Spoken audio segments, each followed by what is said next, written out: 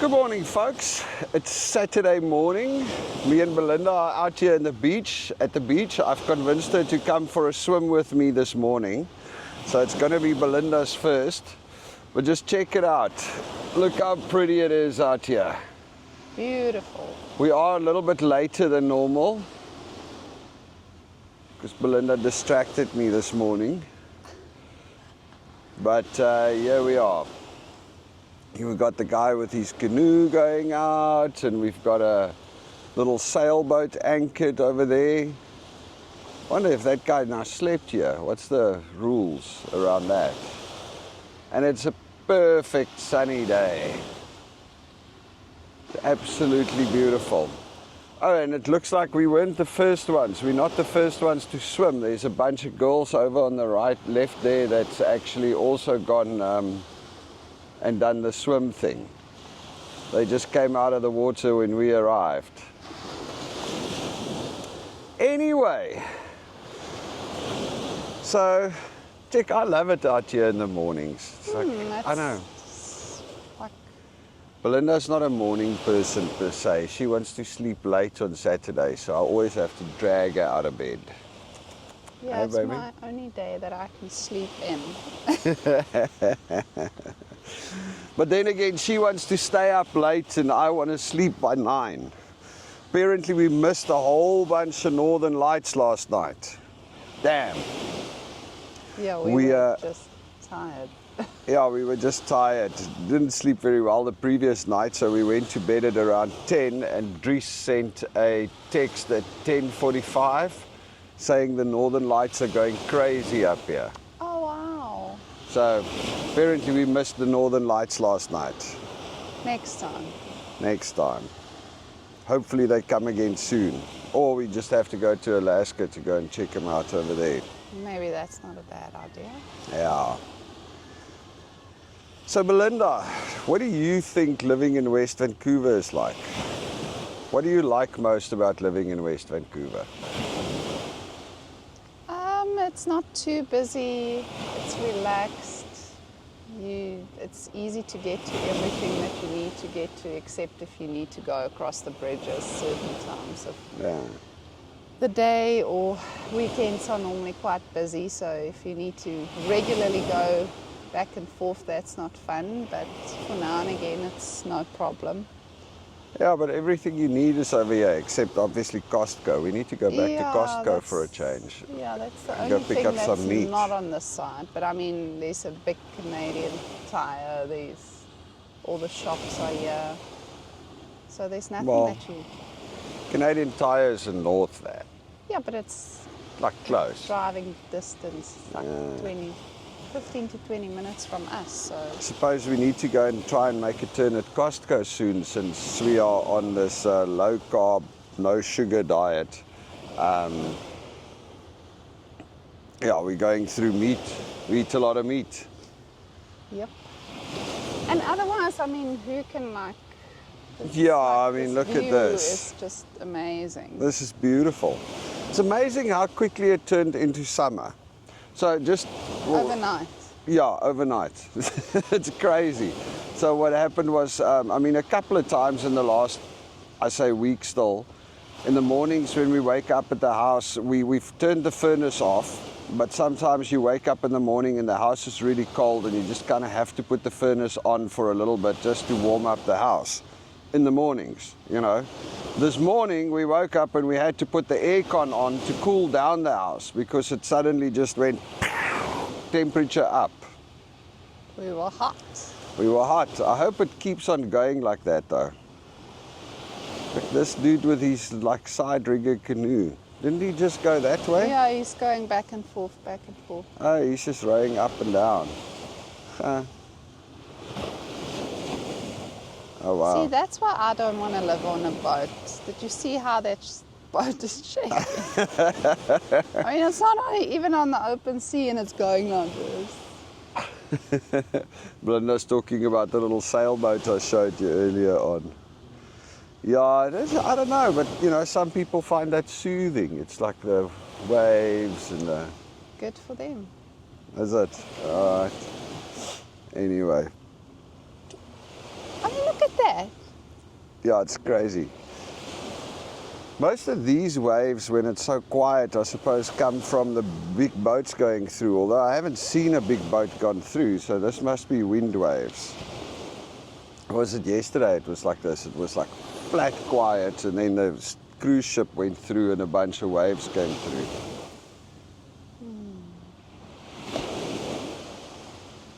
It is so peaceful and calm out here. I'm surprised that there aren't more boats and stuff out. Well, it's still only 7 o'clock.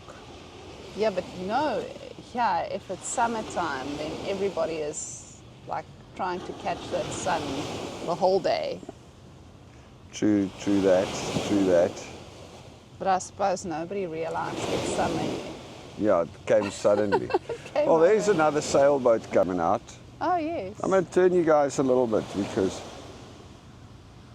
we can you can see that side as well.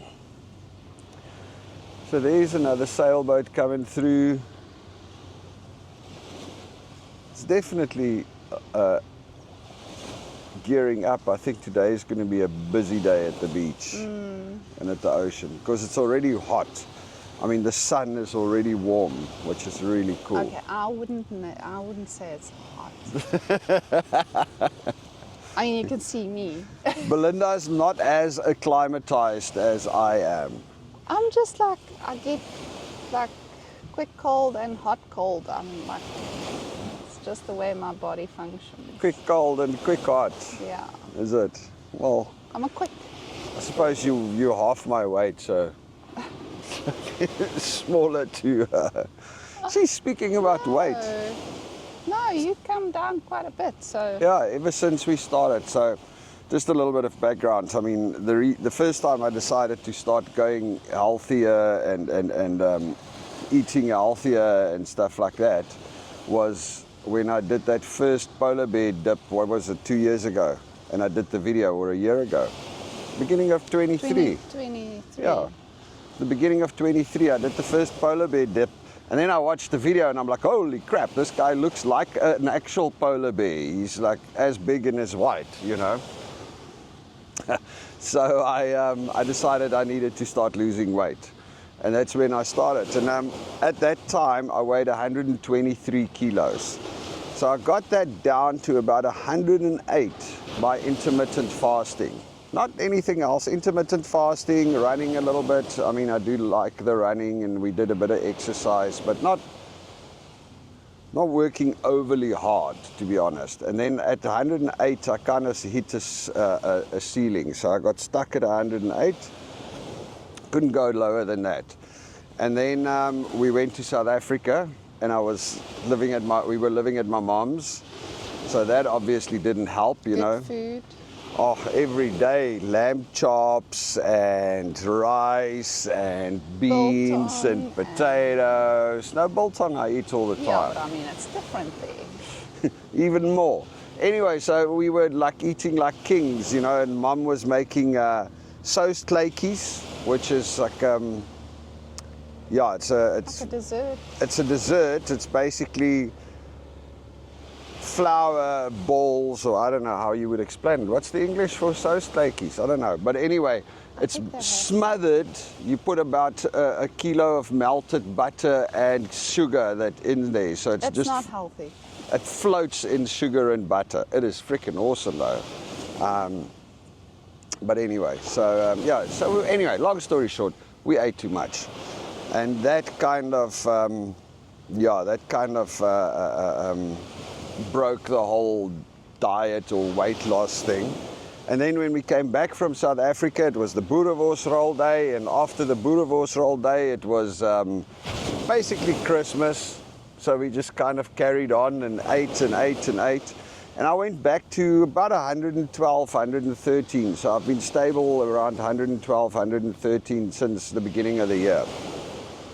And right now, after the fast, the 2-day fast, and then going to the, no sugar, low carbs, I've already dropped down to 108.9. So It's like 4 kilos already. Yeah, it's amazing what happens when you cut out the sugar and the carbs. Yeah. Oh, it's a week. I mean, when did we start the fast? Last week, Sunday. Yeah. So we did a 48-hour fast from Sunday to Tuesday. And then after that, no sugars, no nothing. Now, normally when I do a 48-hour fast, I would lose 3 or 4 kilos. And then I would just put it back on as soon as I start eating. This time around, though, it didn't come back on because I didn't eat the sugars and the carbs. It's interesting. I wonder what the ideal weight for me is. I mean, according to the body mass index, I am obese. I mean, that is so stupid. Doesn't work. They need to revise that, but they just... I mean, I'm not skinny. I'm not going to claim that. No, you're not skinny. No, I'm not skinny. I got a tummy. I'm like, you know, I'm filled out. Oh, she's in the water again, swimming. Wow. But anyway, obese, I wouldn't go that far. That's a little bit crazy. I just have dense bones. That's why I weigh so much. Yeah. But you are big boned, big built. Yeah. It makes you wonder about science. Sorry, somebody, Alden was telling me about where this whole BMI and all of that stuff comes from. So apparently, and I'm paraphrasing, I'm not sure exactly, you know, my memory is not 100% great with exact facts. Apparently there's this concept of average man that was invented in the 60s or 70s or, you know. 60s, yeah. In the 60s. I think so. They invented the idea of average man because they were like, hey, if we have to design a seat, who do we design it for? If we have to design a daily RDA, who do we design it for?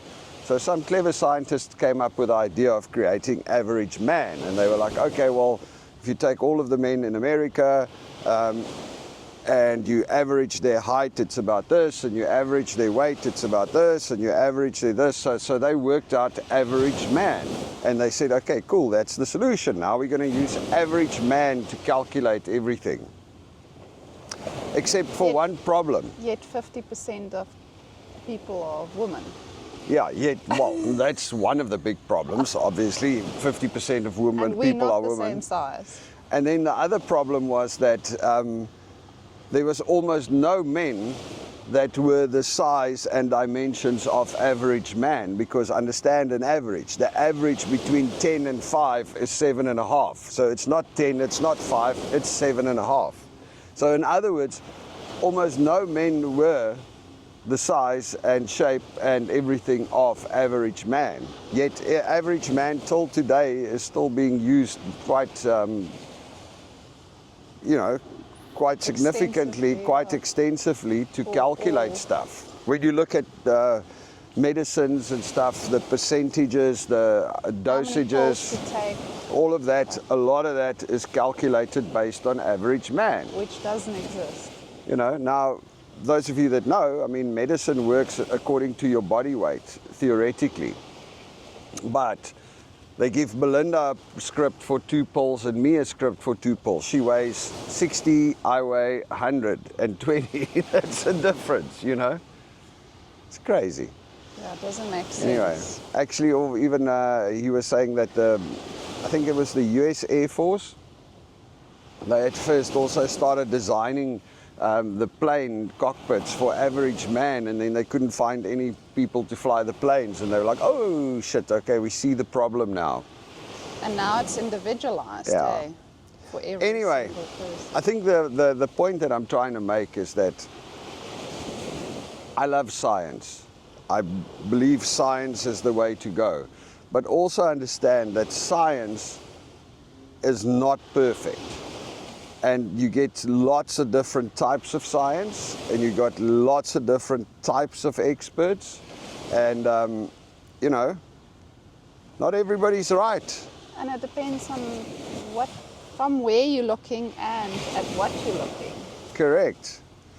I was there was many years ago in South Africa, nogals in the huisgenoot. I saw an article, there was a scientific article where the scientists were looking at the different types of bread. and analyzing, but they were analyzing one specific mineral. I can't remember what it was, one specific mineral or one specific ingredient, one tiny little thing in bread. And this tiny little thing, this mineral, is supposed to be good for you.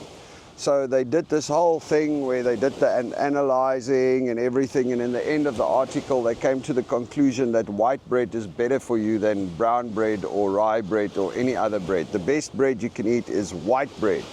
Why? Because white bread has got that mineral, it's got a little bit more of. The problem is they didn't look at the overall picture, that the white bread has got all the other stuff that's not so good.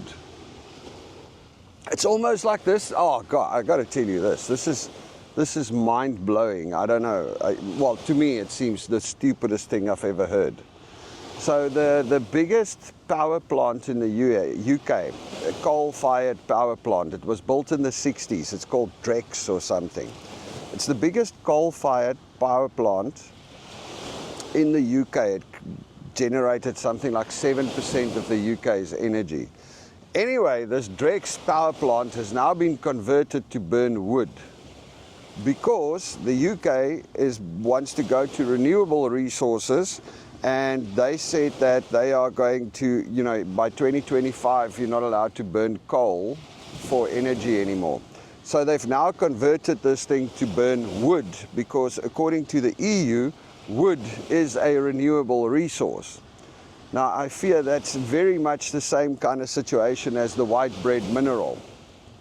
So I guess the thing that they're basing it on is they're saying, oh, well, wood is renewable because you can plant new trees and it grows. But there are so many things wrong with it, because for a start, they now have to import all the wood from Canada to burn. Now, so where do we start? The first thing is, wood does not burn as clean and as energy dense as coal. So when you use coal, you get more hotter fire, you get more energy out of the coal. So you need to burn less coal to create the same amount of energy as you would wood. Coal has got less dirt stuff in it than wood, because wood has got more other things that also now burns. I mean, all you have to do is make a fire. I used to burn anthracite many years in the stove. When I grew up, we still had the coal stoves, And there's a difference. When you burn coal and you burn wood, you can see the smoke. Just go down to Diepsloot in South Africa and a couple of places around there, the lower squatter areas, and you check the smoke layers lying up over the place. So burning wood is not clean. So if you want to save the environment, I would think the last thing you want to do is go back to burning wood, because, and I read this articles, I read a bunch of scientific articles. It's like in Canada, there's some group that claims that wood burns cleaner. You just have to dry it properly. So you first have to put it through a furnace and heat dry it. But I mean, when you put it through the furnace to dry it, you burn off the other stuff already. It's like very shaky science. But anyway, so they claim wood burns as clean as coal, not cleaner. And the theory is wood is renewable. Yes, it's renewable. It takes freaking 20 years. But what they also don't keep in, keep in mind is that a lot of the woods that they are burning are hardwoods. The woods that they are replanting with is pine, which is a soft wood. It's the tree that grows the fastest. But pine doesn't take as much carbon out of the atmosphere as the hardwoods, and it doesn't, it's just not the same. Then, of course, you think about it this way. It's like, okay, so I've got all of these beautiful trees. What do? They take the carbon dioxide out of the atmosphere because they eat carbon dioxide. That's what they do. They take the carbon dioxide out of the atmosphere and they store it. So now what are we going to do? We're going to, instead of burning coal like we are and having the trees take some of the coal and storing it back again, we are going to take the thing that stores it and chop it off and start burning that. That makes a lot of sense, doesn't it? Because I can tell you that much, and they go, yeah, but we're replanting the trees. Yes, we are, But a tiny little tree like this that's growing does not store the same amount of carbon on a daily basis as a giant tree that's been growing for 50 years. So I feel like the sum there doesn't make sense either. And then of course the biggest problem with it all is, oh, that's an alarm. Then of course the biggest problem with it all is in my opinion, is the scalability. Because it's all fine and well, you've got 1 or 2 plants that are burning wood, and it's great because they are claiming that they use only the off-cut wood from other wood industries. So I mean, that's great. But now what happens is they're like, oh, okay, wood is a renewable resource, so we are allowed to burn it based on all the new green rules. So what are we going to do? Let's convert all of the coal power plants to wood and start burning wood. I mean, it's what's going to happen. So when they start doing that, suddenly there's a shitload of wood-fired power plants burning. Now, you would wonder why we went from wood-fired energy creation to coal-fired energy. And the reason is because it's a shitload more efficient and cleaner. But anyway, let's not go there. So back to the point. You've got wood-fired power plants everywhere generating electricity. What's the next thing that's going to happen? Wood is going to become it's going to become a commodity that we run short of. Because if everybody's going to start burning wood, we're going to start running out of wood. And guess what North America builds with? Yeah, well, yeah, that's definite. But also, when you start running out of wood, that's where the whole argument that they're using only off-cut wood falls apart. Because currently what they're saying is, right, we are not chopping down trees to burn. What we do is when we chop trees, we cut off all the branches and all the little bits and pieces that we don't use and all the little stumpy ends and stuff, and we just chuck it. We just leave it there on the ground. Now what we do is, instead of just leaving it on the ground, we turn it into these pellets that we're now burning. So it's biomass pellets actually.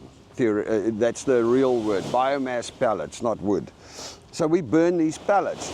So basically we are not cutting down any new trees, we are burning an excess product. Okay, so now if you have a crap load of power plants burning that excess product, what's going to start happening?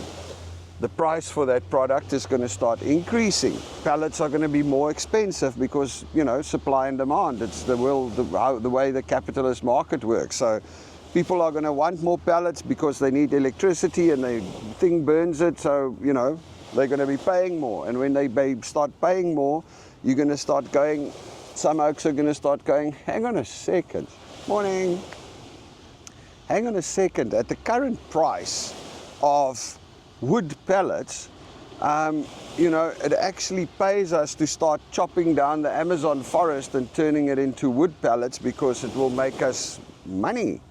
But isn't there like a process in, like, converting it into the pellets that they use as well? Oh yeah, I mean, there's obviously energy and chemicals and stuff that they stick in there.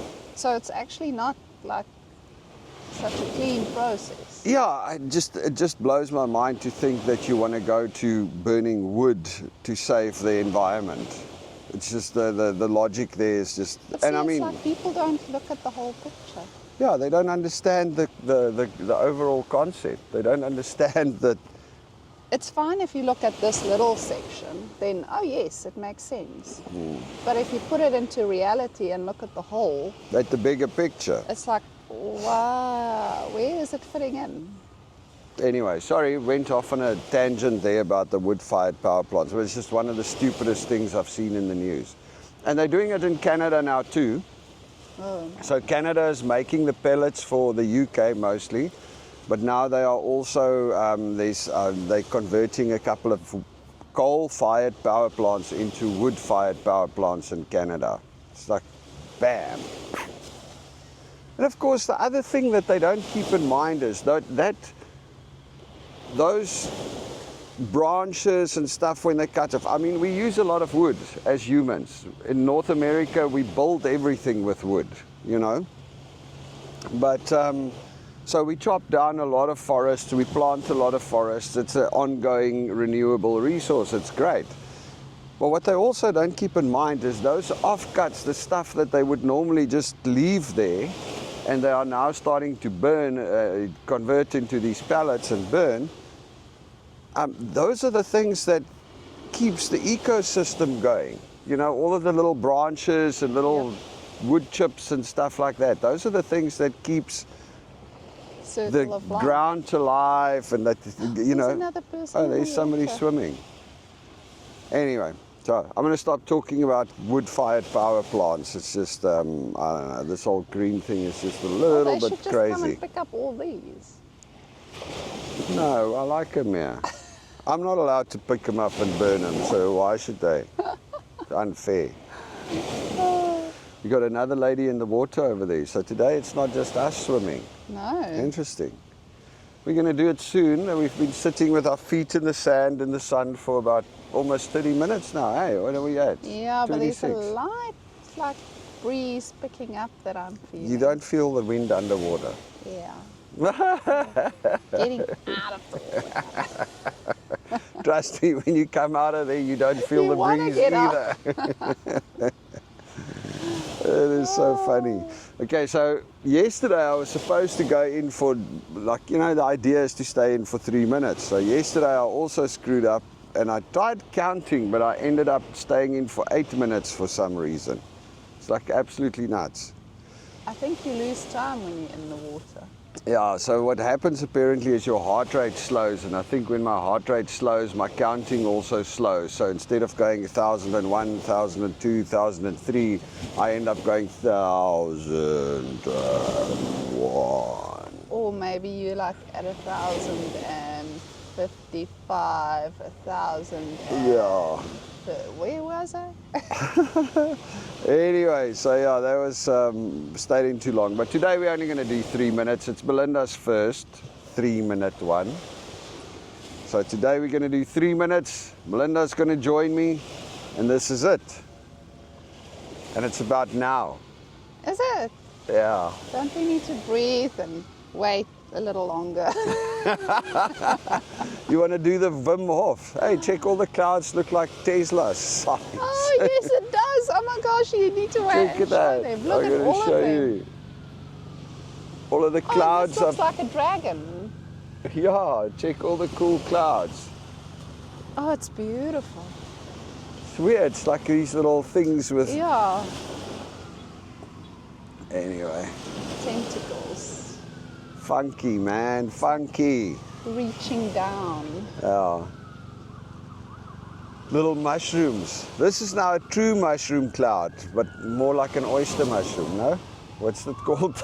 Yeah. The one that's Yes. from the bottom. All right. Okay, folks, me and Belinda are going to do our breathing exercises. Are you up for that? Yeah. So what I'm... I can't say I'm totally overexcited about this whole thing. I know it's good for me, but you know, it's just like, personally, yeah, it's difficult. Okay, so I'm going to turn you over. You can watch the ocean again and watch the ships and the people and the everything while we do our breathing.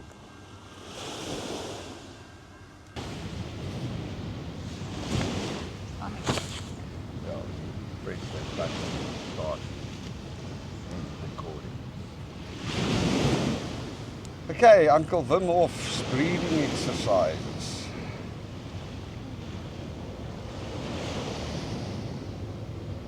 It is actually quite nice out here today, eh? It is. I'll like easily sit here. Another swimmer. Geez, lots of swimmers today.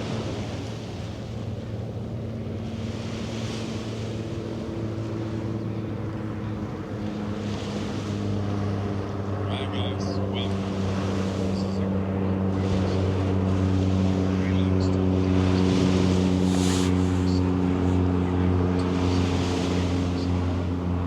Are you ready? Here we go.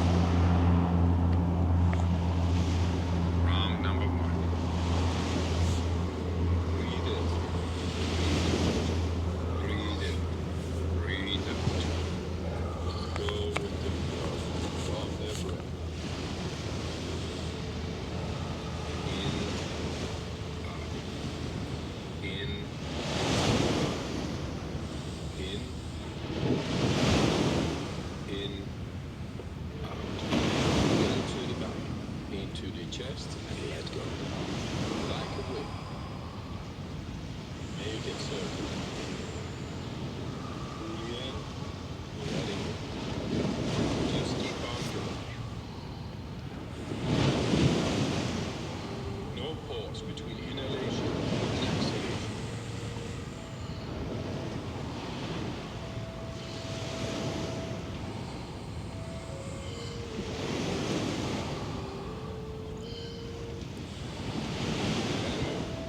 Fully in, let it go.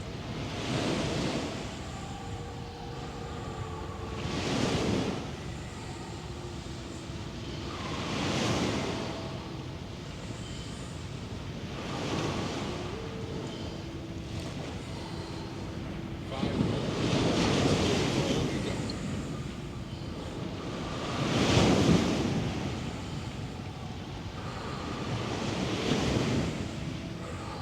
Last one. Go. All right. 1 minute. Breath hold from now. Be in this moment. Let the body do of doing. Be aware of your heartbeat. Slow it down. Just be this moment. Let that relaxation spread down to your toes, into your fingertips, to the base of your neck.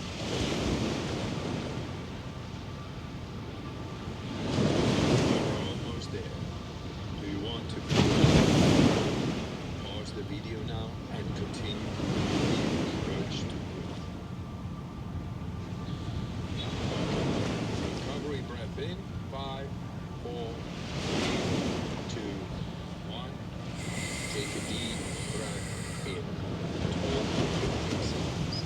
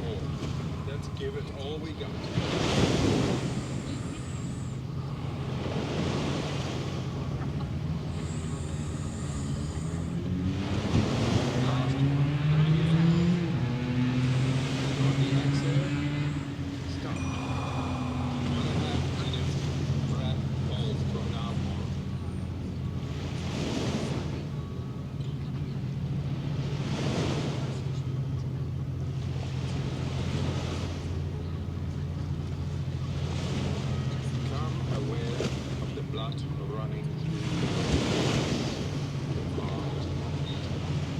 Feel.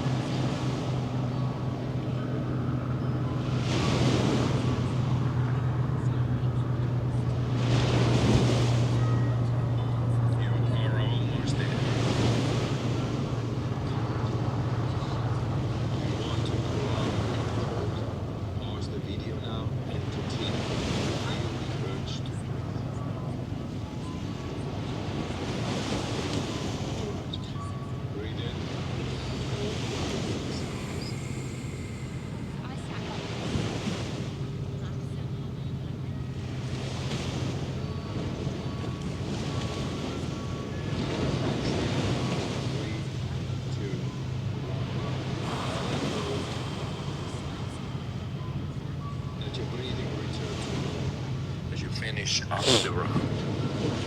Move your body bit by bit, starting with your fingers and your toes. There you go. It's getting easier, right? I still struggle. To do? Okay. All right. So you ready? This is it, guys. Swim time.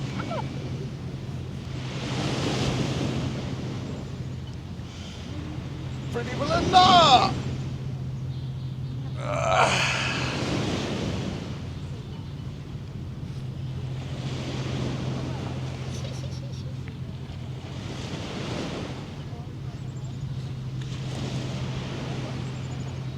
I'm sorry, I bring out my...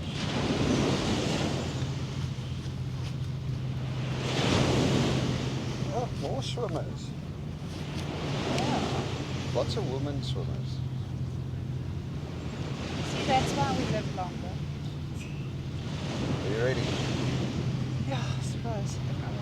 Hey Siri, set a timer for 5 minutes, please. No, 3. Well, you're going to take a minute to get in the water, right?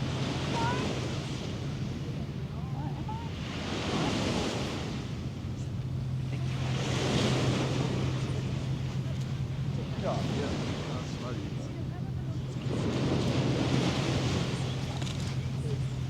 So this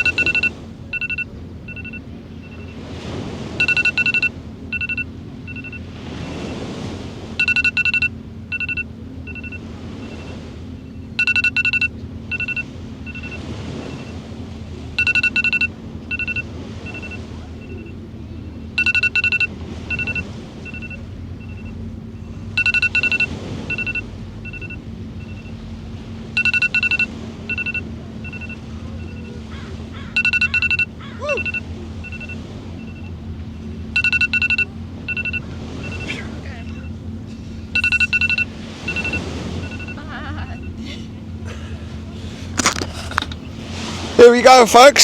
So how was it, Belinda? What's this sitting on you, little? I'm rattling a little. Freezing, baby. But you did it. It's actually not, it's just my body reacting. Is it? Your mind's okay, but your body's shaking. Yeah. All right, folks. It's done. Amazing. So, see you again tomorrow. Well, are you coming tomorrow? Really? I thought it's once a month thing. No, I'm just kidding.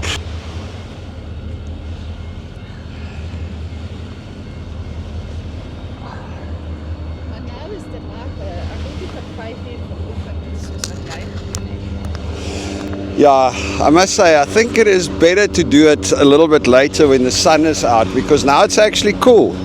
Yesterday I couldn't pick up the camera and the chair. My fingers were frozen and it was cold still. Now I actually don't want to rush home. It feels like it's cool to hang out here a little longer. Yeah, it's not that bad. Yeah. Lots of swimmers in the water today. There's people swimming over there. These ladies over here. Interesting. All right, folks, well, I'm going to leave you with some more beautiful ocean views. Cheers. Oh, there I stopped. You stopped. Rattling. Belinda, stop shaking. Stopped rattling. Lekker warm. You're so warm, your skin. The sun is like... The sun is amazing. All right, anyhow.